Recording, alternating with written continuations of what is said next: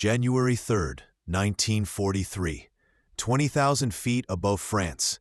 Inside a metal coffin named Snap, Crackle, Pop, Staff Sergeant Alan Magee has no idea he's minutes away from falling without a parachute and living. The morning briefing at Molesworth had been routine. 72 flying fortresses of the 303rd Bombardment Group would fly deep into occupied France, target the U-boat pens at Saint-Nazaire, and return before dark. Simple, clean, deadly. Alan Magee, 22 years old, sat in the ball turret briefing with the kind of focused calm that comes from repetition. This was his 7th mission. The veterans told him 7 was the magic number. After 7, you started believing you might make it to 25. After 25 missions, you went home. He'd volunteered for the ball turret. Most gunners avoided it like typhus. The Sperry ball turret was a transparent sphere bolted to the belly of the B-17, barely large enough for a man to curl into fetal position with 2 50 caliber machine guns between his knees. You entered through a hatch in the fuselage. Then the turret rotated hydraulically to track enemy fighters. Inside, you could see everything. The earth below, the sky above, the enemy coming straight at you. You were the fortress's eyes, its guardian, its sacrifice. When flak came up, you were the closest target. When fighters dove, you were the first course. Magee liked it because it was honest. No illusions. Just a glass ball and 2 guns between you and oblivion. The crew of Snap, Crackle, Pop gathered near the hardstand as dawn broke cold and gray over England. Pilot Lieutenant Harold Jensen checked his watch for the 3rd time. Co-pilot Danny Rourke smoked his ritual lucky strike. Navigator Bill Cassidy clutched a photograph of his wife, whispering something no one could hear. The bombardier Mickey O'Hara scratched notes in a leather journal, tallying missions, debts, promises. "Hey, Magee," called James Gordon, the tail gunner. "You bring your rabbit's foot?" "Don't believe in luck," Magee replied, checking his oxygen mask connection. "Smart man. Luck runs out, skill doesn't. Neither does flak." The laughter was brief, nervous. They climbed aboard. The B-17 shuddered to life, engines coughing blue smoke. One by one, the bombers taxied into formation. The roar was biblical. 72 4-engine bombers, each carrying 10 men and 4,000 pounds of high explosive. The ground crews watched them go, counting, always counting. At 8:47 a.m., they crossed the English Channel. The sky was impossibly blue. Contrails traced white lines across the stratosphere. From 20,000 feet, the French countryside looked like a quilt stitched by a careful hand. Rivers gleamed. Villages clustered around church spires. Magee rotated his turret slowly, scanning the horizon. The formation was tight. P-47 Thunderbolts rode escort on their flanks, silver angels in the sun. "Beautiful day to die," crackled Gordon's voice over the intercom. "Knock it off," Jensen snapped. But Gordon was right. The weather was perfect. Clear skies meant perfect visibility for enemy gunners. At 10:15, the Thunderbolts waggled their wings and peeled away. Fuel limits. The bombers continued alone into the teeth of German air defense. "Fighters," Cassidy announced, voice tight. Magee's stomach clenched. The ball turret suddenly felt smaller. He could hear his own breathing in the oxygen mask, rapid and shallow. He forced himself to slow it. Panic burned oxygen. Oxygen kept you alive. The French coast appeared below, a dark line separating blue water from green land. Saint-Nazaire was 30 miles inland, 30 miles through the most heavily defended airspace in occupied Europe. The Germans called it Flakstadt, Flak City. The first burst appeared at 10 o'clock, a black flower blooming in the sky. Then another. Then a dozen more, filling the air with shrapnel and smoke. The barrage was perfectly calibrated. 88mm guns firing proximity-fused shells designed to detonate at bomber altitude. Each burst sent hundreds of steel fragments screaming through the formation. Snap, crackle, pop, bucked as a shell exploded 50 yards to port. Magee felt the concussion through the turret frame. His guns rattled in their mounts. "Steady," Jensen called. "Steady on the bomb run." But there was nothing steady about flying through flak. The sky turned black with explosions. The smell of cordite filled the aircraft. Magee watched a B-17 ahead take a direct hit in the wing root. The wing folded like paper. The bomber rolled inverted and fell, trailing fire. No parachutes. Contrails, 8 o'clock high. Magee rotated the turret. There, streaking down from 25,000 feet, 8 Focke-Wulf 190s, painted the gray-blue of winter sky. The most dangerous fighter in the Luftwaffe. Fast, heavily armed. Flown by veterans who'd survived 2 years of combat. They hit the formation like wolves into sheep. The first fighter came in from 5 o'clock, closing at 400 miles per hour. Magee tracked it with his guns, leading the target, firing in controlled bursts. Tracers arced across the sky. The FW-190 ignored them, pressing to point-blank range before unleashing its 20mm cannons. Shells stitched across a bomber's fuselage. The bomber staggered, hemorrhaging fuel. "He's coming around," Gordon shouted from the tail. The 190 pulled up vertical, rolled inverted, dove again. It was a tactical masterpiece, using speed and altitude to overwhelm the bomber's defensive fire. Magee fired continuously now, brass casings tumbling into the turret. His guns overheated. The barrels glowed cherry red. Another bomber exploded. Just exploded. One moment it was flying formation. The next, it was a fireball. Debris sleeted across the sky. Magee saw a boot tumbling through space, still laced. "Jesus Christ," someone whispered over the intercom. "Radio discipline," Jensen barked. But discipline was evaporating. The Germans had positioned themselves perfectly, attacking from the sun, ignoring flak, coordinating their passes to saturate the bomber's defensive zones. Every 30 seconds, another fighter screamed through the formation. Every minute, another bomber went down. Magee's world compressed to a series of snapshot moments. A 190 banking hard left, 50 feet away, close enough to see the pilot's face behind the armored windscreen. A bomber breaking formation, trailing smoke, losing altitude. The intercom crackling with panicked voices. "Fire in number 3. We're hit. Bail out. Bail out." His own voice, calm somehow, calling out targets. "Fighter low, 6 o'clock, range 200. The ball turret was a furnace. Sweat soaked Magee's flight suit. His oxygen mask fogged. His hands cramped from gripping the firing controls. But he kept firing. It was all he could do. Fire and pray. Pray and fire. At 10:47, 3 minutes into the fighter attack, snap, crackle, pop, took its first hit. The shell came through the number 2 engine, exploding inside the nacelle. The engine disintegrated. Shrapnel punched through the fuselage, shredding hydraulic lines and control cables. The bomber lurched violently. Magee slammed against the turret wall, his head ringing. "We're hit! We're hit! I can't hold her! Fire in number 2. Jensen's voice cut through the chaos. "Feather number 2. O'Hara, get those bombs out, now!" But they were still 5 miles from the target. Dropping early meant the mission failed. "Hold course," Jensen ordered.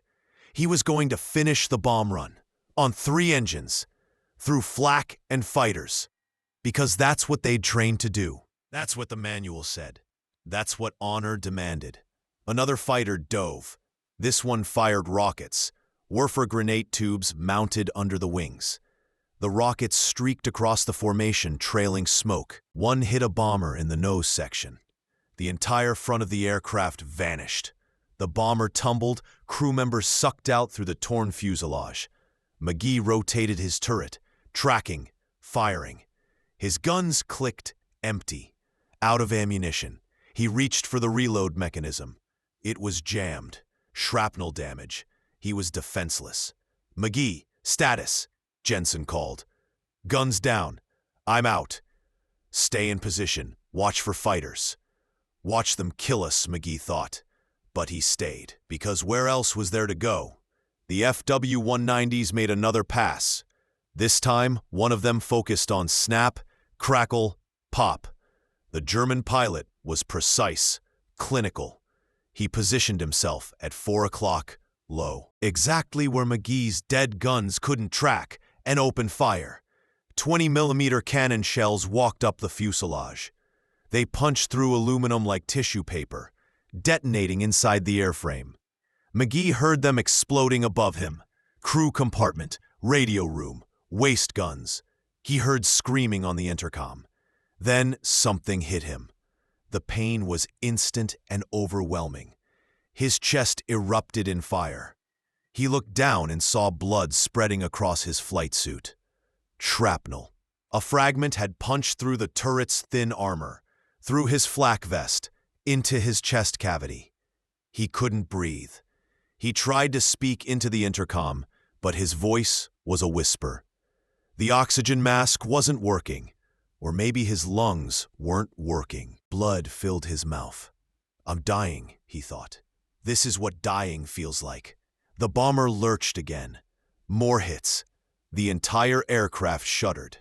Magee knew they were going down. He had to get out of the turret, had to reach the main cabin, had to get a parachute. His hands found the manual crank. The hydraulics were dead. He cranked. Each rotation sent fresh agony through his chest. The turret rotated with agonizing slowness, degree by degree, until the hatch aligned with the fuselage opening. He crawled through, leaving a blood trail on the metal.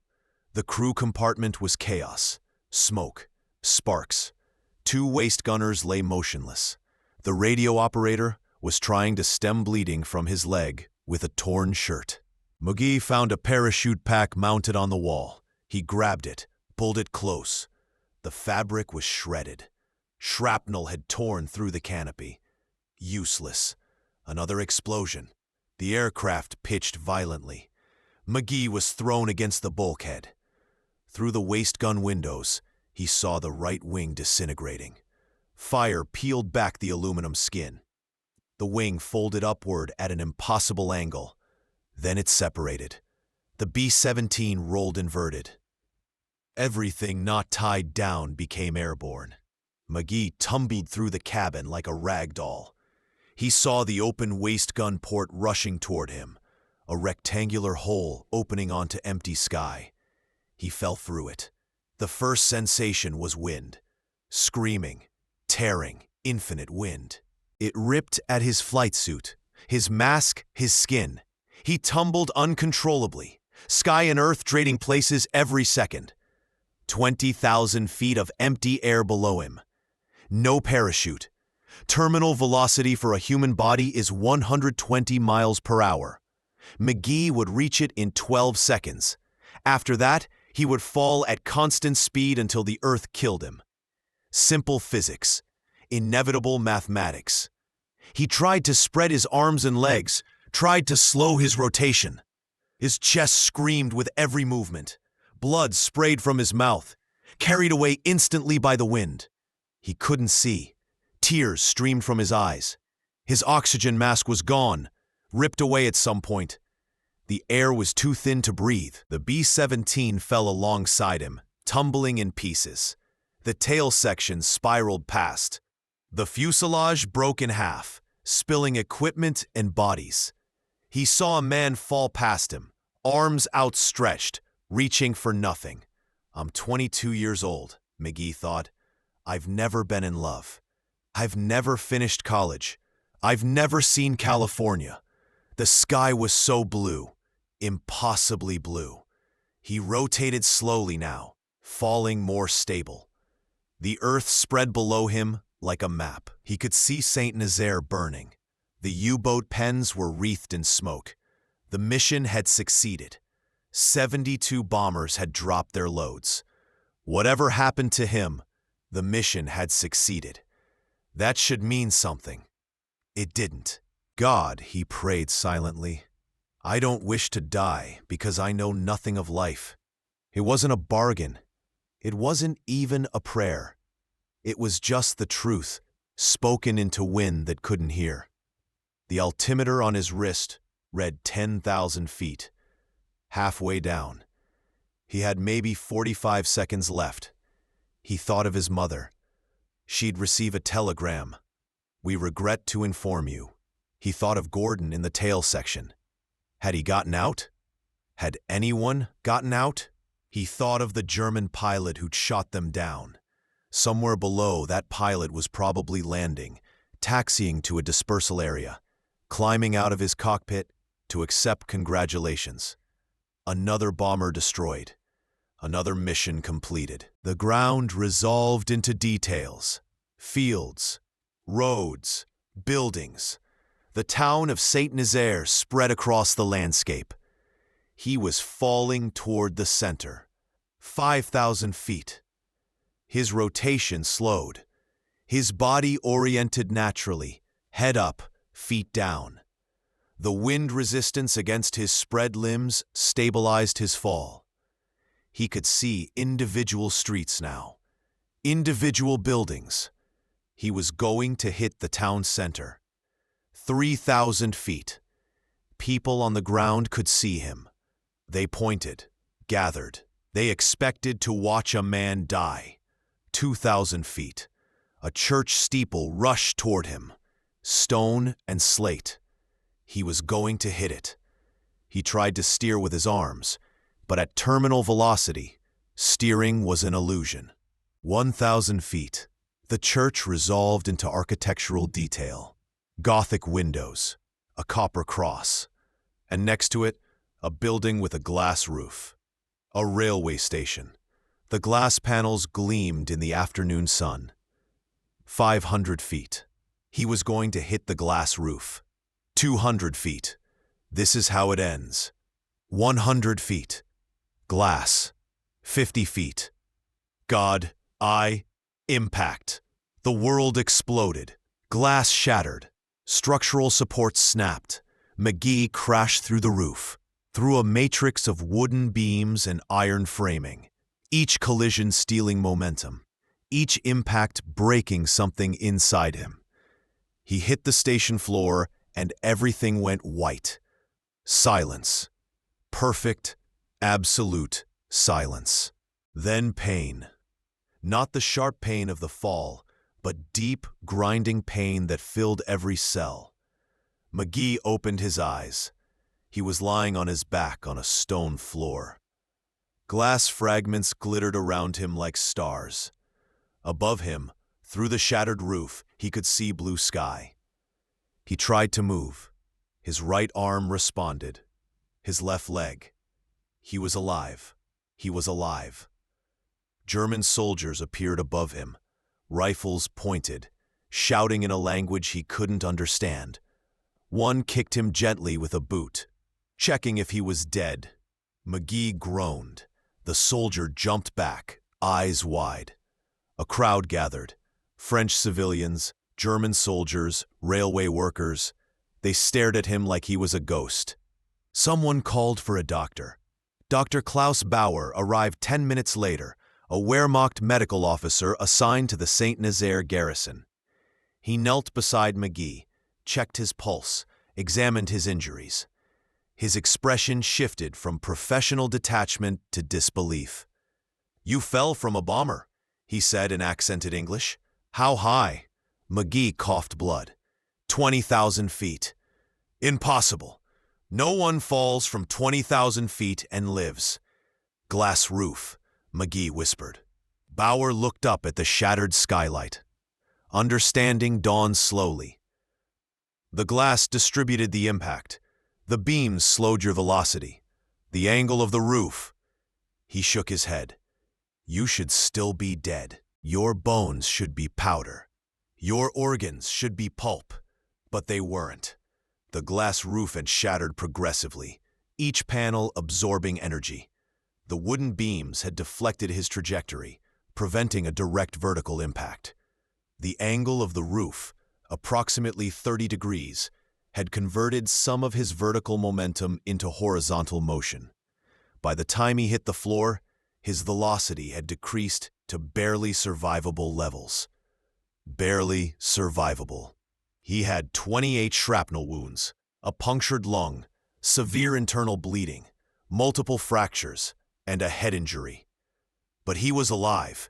They carried him to a German military hospital. Nurses cleaned his wounds.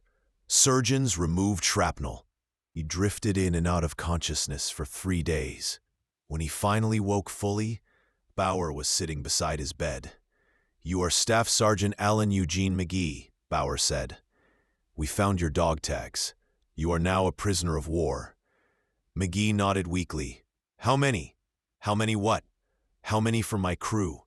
Bauer consulted a file. 7 bombers were lost in the raid. Your aircraft was one of them. We recovered 10 bodies from the crash site. 1 survivor, the tail gunner, James Gordon. He's in this hospital. 10 men, 9 dead, 1 survivor besides Magee. The crew of Snap, Crackle, Pop had ceased to exist. Magee spent 6 weeks in the hospital, then was transferred to Stalag Luft 3, the POW camp in Silesia. Gordon was already there, recovering from his own injuries. When Magee walked into the compound, Gordon stood up from a bench, face white. "Surely," Gordon said. "I thought you were dead." "So did I." They embraced carefully, both men still healing. "I saw the plane break apart," Gordon continued. "I saw you fall. No shoot. 20,000 feet. I watched you disappear into the clouds." "Glass roof," Magee said. "What?" "I hit a glass roof. Railway station. The glass broke my fall." Gordon stared at him for a long moment. Then he started laughing. Not humor.